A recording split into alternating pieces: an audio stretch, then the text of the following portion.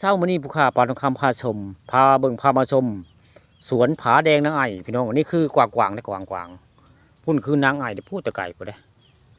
นั่นคือเป็นรูปปั้นนางไอ่คำได้เจ้าเมืองลูกสาวเจ้าเมืองขอมเนาะนี่ตอนเช้ามื้อนี้ผู้ข่าปานทองคำพาชมพามาเบิ่งประวัติของท่าผาแดงนางไอ่ได้นี่คือผาแดงนางไอ่พี่น้องนี่ผาแดงนางไอ่นี่คือเป็นท่าพังคีได้นี่พญานาคอยู่ใต้เมืองบาดาลไปเลยอยู่หนองหานสกลนครเลยตอนเช้ามื้อนี้ผู้ข่าปานคำผสมมาว่ามาจามาบรรยายเรื่องประวัติของเท่าผาแดงนางไอ่ได้มาให้ฟังแล้วก็มาภาพมาให้เบิ่งพี่น้องอันนี้คือเป็นภาพมันรูปปั้นคนสมัยโขมนี่คนสมัยโขมคนสมัยตะกี้พี่น้องนี่รูปปั้นคนสมัยตะกี้แหละนี่ประวัติมันก็คืออันถ้าพังคีนี่ขึ้นมาเมืองมนุษย์เนาะเป็นกายเป็นคนนัตบิกเพิ่นมาย่างผลกับคนนั่นคนเมืองคอมตะกี้เนาะนี่มาพ่อนางไงนางคำเพิ่นงามนะเพิ่นงามเพิ่นละมักไว้ไงอันเพิ่นให้อันนี่แหละทับพังคีนี่ประวัติได้สุดท้ายมาเพิ่นก็เป็นกายเป็นของโดนไปเต้นไปโด่งอยู่ในหน้าต่างของนางไอคำอันเจ้าลูกสาวของ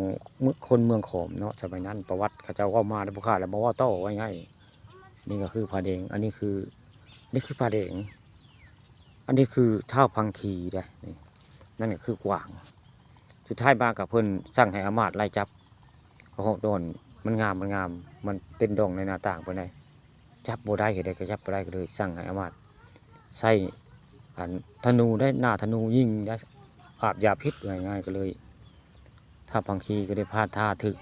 อามาตย์ยิงตุยทันทีได้ป่านี้อันก็เลยลูกน้องของถ้าพังคีไปลุ่งไปรายงานของเจ้าเมืองบาดาลขึ้นมาถล่มจมเมืองเป็นเมืองบาดาลเลยอันเมืองขอมในกลายเป็นเมืองหนองหานของเมืองนี่นะหนองหานในตำนานผาแดงนางไอ่ก็คือถูกถล่มด้วยพญานาคได้เมืองขอมนี่เมืองอันหนองหานนี่คือเป็นเมืองขอมพี่น้องไอ้บ้านเมืองเขาเจ้าได้แต่ว่าถูกพญานาคดุดไว้ไงทำลาย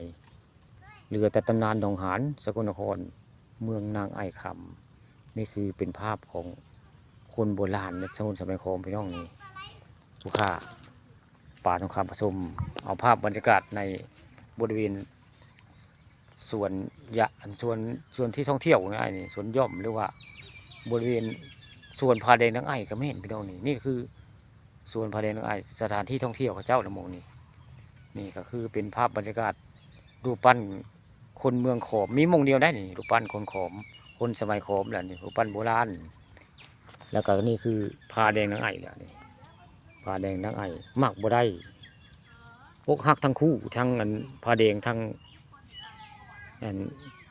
ท่าพังคีนี่คือท่าพังคีได้นี่